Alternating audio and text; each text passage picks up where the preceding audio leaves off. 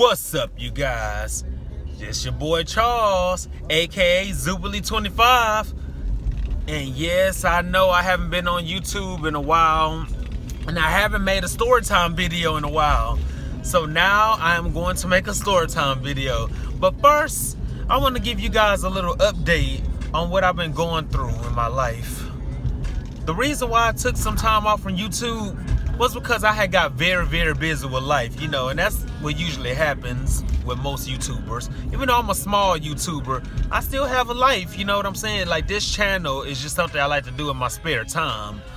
But I actually been busy at my job. Like I said, I still have 2 jobs, I'm not gonna say where I work, but I have 2 jobs and I've been extremely busy.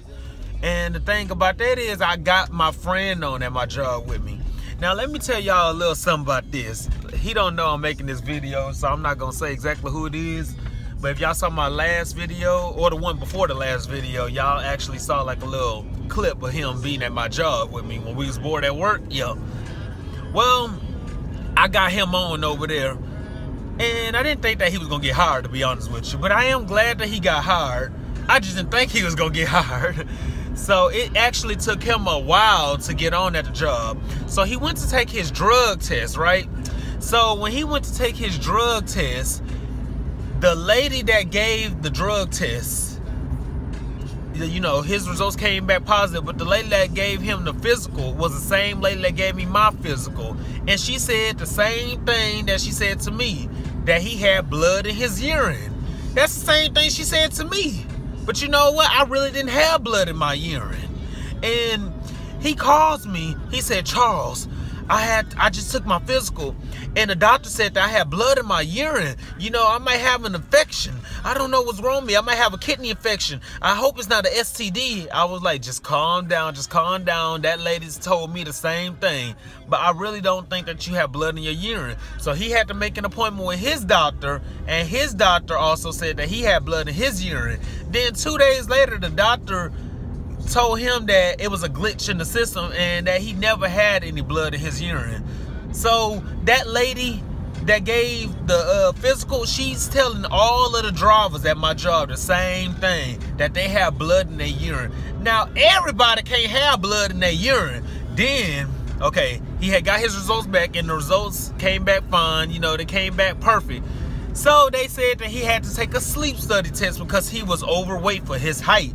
I say, okay, you cleaning buses, I can understand you were driving, but why do you need to take a sleep study test if you just cleaning some freaking buses? You washing buses and cleaning the inside of buses. Why the hell you gotta take a freaking sleep study test? I don't understand that.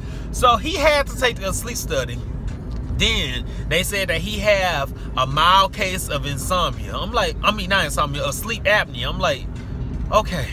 So I was like, okay, so you not gonna get this job because you failed your physical, because the doctor said you had blood in your urine, and now they said that you have a mild case of sleep apnea, so you can't get hired. So he had to take another sleep study. So he was like, you know what, just screw it, screw this job. I'm not gonna do it. I'm not gonna go on with this job. Screw it. And I was like, no, you need to go take another sleep study. And he was like, I don't have money to pay for a sleep study.